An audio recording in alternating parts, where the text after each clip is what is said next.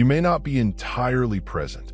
A part of you, quiet and unseen, may be existing right now in a realm beyond space, time, and everything you've ever considered real.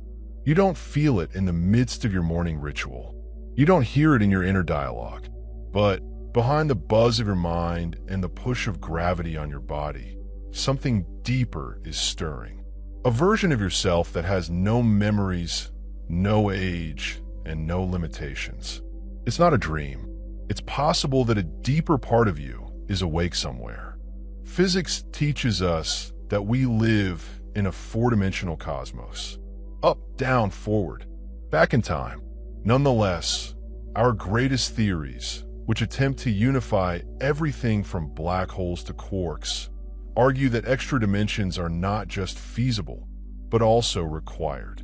One of them, the so-called 11th dimension, is the quiet stage on which everything, may be taking place. But what does this imply for you? If reality has 11 levels and you only go through 4, are you truly complete? A surprising pattern emerges from both old mystic maps and cutting-edge theoretical physicist models. The concept that my identity, whatever you call it, is not sealed inside a skull, but is tied by birth and death. That awareness might go beyond biology and chronology, and your presence in this life could be a projection of a self you've never met. This is neither a claim nor a creed. This is an inquiry, a chance to grasp a more profound possibility in your hands and just question, could it be true? Throughout this voyage, we will explore the 11th dimension as perceived by M-theory, drawing on Jung's image of the psyche, ancient Vedanta ideas, and modern consciousness research that hint to something amazing. This is not sci-fi. It's an encouragement to pay greater attention to the echoes of your own existence. As always, this film does not give assurance, but rather an opportunity to contemplate a deeper possibility. The rest is up to you to feel, question, and remember. And if you enjoy asking impossible questions and delving into the nature of reality, you are one of us. So, join our community by subscribing to Bloom. Prepare to meet the part of yourself that is already waiting. Let's take a plunge. You go through space as if that were all there is. Forward, backward, side by side, up and down. Time pulls you along like a river. But what if these conventional measurements are really shadows on the wall, and the space is considerably greater than you ever imagined? In physics, M-theory makes a bold attempt to combine all known forms of string theory into a single cohesive framework. And in doing so, it not only adds intricacy, but also dimensionality. Not 5, 7, or 11. This concept proposes that the cosmos is made up of tiny vibrating strings rather than particles. These threads extend in more than simply 3 dimensions. They spread over up to 10 spatial dimensions and time. But here's the puzzle. You do not see them. You do not feel them. So were they?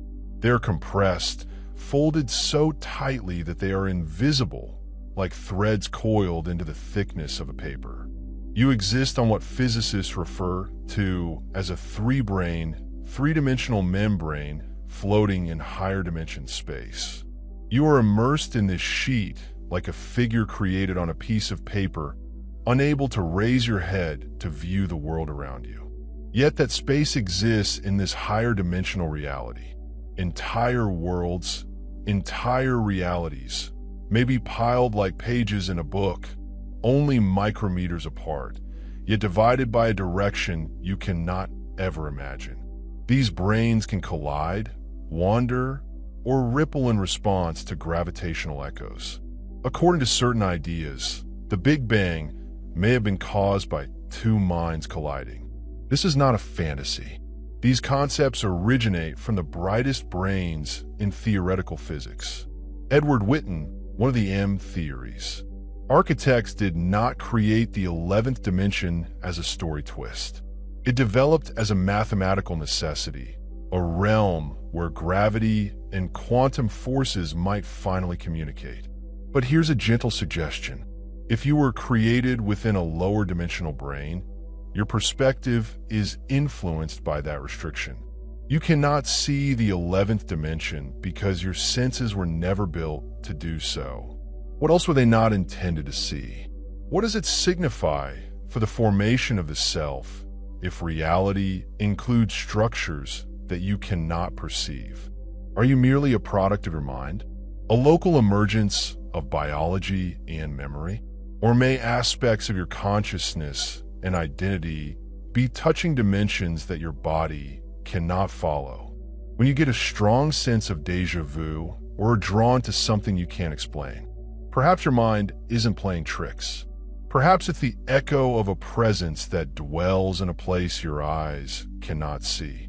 And perhaps it is still you. You see yourself as a single thread with a name, a narrative, and a body that wakes up in the same bed every morning. But what if that thread is merely one strand in a much wider tapestry, with the rest of you unfolding elsewhere? You referred to it as the self, not the ego or the conscious mind, but something more, a wholeness of existence that encompasses both shade and brightness, conscious and unconscious, personal and transpersonal. In his visions, the inner self was not restricted to the mask you wear. It extended beneath time, linking events, identities, and even lives. A single field of meaning that expresses itself in several ways. Mystics from the East alluded to the same idea in Vedanta, the real self. The Atman is not only a spark within you. The infinite reflects through the limited. The Gnostics understood the soul as scattered and split between realms, much like light passing through a prism. And Theosophy suggested that your waking ego is merely one layer, a surface self, behind which are astral, causal, and divine bodies, with varying densities, vibrations, and facets of yourself. So if awareness is layered and complex, what does this signify in terms of your current experience? Have you ever experienced a dream that was more genuine than waking up from a déjà vu experience that felt like a memory? You weren't meant to have precise and unexplainable intuitions prior to the event. These are not glitches. They're bleeding through, glimpses, through the veil, echoes from us. I'm not tied to this right now. Modern philosophers have begun to draw similar conclusions, but using mathematical equations rather than meditation cushions. According to some ideas, the brain does not create consciousness, but rather receives it, similar to a radio picking up an existing signal in the air. The whole anemic model of the brain considers memory and perception as holographic patterns, with each portion holding the whole and the whole existing outside the parts. If that's the case, your awareness may not be anything going on in your brain, but rather something your brain is tuned to. And the information it receives may not be limited to this realm. This creates a difficult question. If your waking self is the only recipient, are there other aspects of you that are sensitive to distinct layers of reality? Perhaps in dreams, such barriers relax. Perhaps in deep solitude, the signal is evident. Perhaps the reason certain memories feel older than this life is that they are not reborn, but fractal, as if you are branching across realities and experiencing from several perspectives at once. The person you know as yourself is genuine, but it may just be the surface tension on a deep, silent ocean. And in the quiet times, in déjà vu, in the sudden realization, in that unbearable aching that you've forgotten something important. Perhaps another version of yourself is brushing against this one. Not a stranger, nor a dream, just more of you. Consider if your ideas were only ripples on the surface, while the true consciousness was the ocean beneath. Not only symbolically, but literally, structurally. What if your consciousness is not in your head, but your head is conscious of itself? This is not mysticism cloaked in science. Physicists, philosophers, and consciousness researchers are increasingly concerned that what we call mind is not an emergent result of neurons, but rather a field essential to reality. David Bohm, a quantum physicist whose mind alternated between mathematics and intuition, claimed that what we see is the explicate order, or the observable, measurable, and physical universe. But underneath it lies the implicate order, a deeper and folded dimension in which everything is interconnected and the distinction between things, beings, and moments dissolves. In this concept, awareness does not arise from materiality. It communicates via it. Others, such as philosopher Philip Goff, argue from a different perspective. If consciousness is genuine and irreducible, it may be a natural phenomenon rather than an exception. This is panpsychism, the belief that awareness in some way exists everywhere. Not that rocks have brains, but that matter itself has the capacity for experience. Just way pixels of awareness light up under the correct conditions. And if that's the case, your brain and body are not the wellspring of your identity. It's more like a lens, a receiver, or an instrument that tunes into a certain bandwidth while remaining simply one perspective among many others. This viewpoint is not only philosophical. It is frighteningly similar to testimonies from persons who have clinically died, only to return with stories of perception that go well beyond the physical descriptions of rooms seen from the ceiling and conversations overheard behind closed doors. Not hazy dreams, but concrete information subsequently confirmed. These near-death experiences do not evidence that there is life after death, but they do call into question the assumption that consciousness dies with the brain.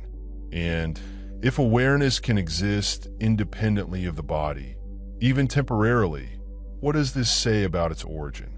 Perhaps what you see as yourself is a projection, not in the illusionary sense, but in the geometric sense, similar to a three-dimensional object casting a two-dimensional shadow.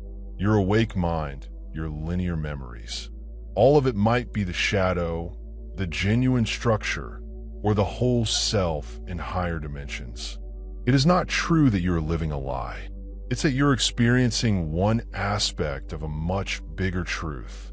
If M theory is correct, and our cosmos is a brain inside an 11-dimensional field, why should awareness follow different rules? Perhaps consciousness is also limited to the brain. Perhaps it's what moves between the brain's connective tissue, the field that stores everything. Because it's everything, perhaps this is why you have precognitive abilities at times. Why you wake up from dreams that feel like memories. A single phrase, glance, or silence might unlock a portal within you that you were unaware existed. Because a part of you is still watching from the opposite side. You awaken from a dream, your heart beating and tears streaming down your cheeks. But it wasn't in this lifetime. Not these folks, not this planet. It felt more real than ever before. You cannot describe it. You shook it off. But the emotion stays like an incomplete sentence on your psyche. These aren't simply dreams. Sometimes they're something else.